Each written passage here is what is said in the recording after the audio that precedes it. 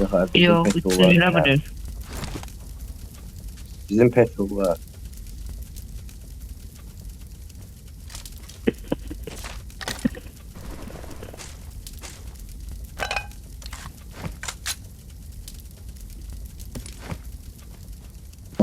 Böyle bir bak. Duyuyorum ya adamla uğraşmam. Ya M4'ü koy vermeyen bir iki. Sen miydi hıyar o? Onsuz M4'ü da ben miydi? Ben miydi? vermeyen bir iki. Hıyar ben miydi? Uğraştı verecek. Yok, mesela Maşın ben da miydi o? mühendis. Maşın da mühendis abi. Neyi? Bana para ver. Oğlum var ya petrol balarım. Bir matım var. Zaten gözde de para.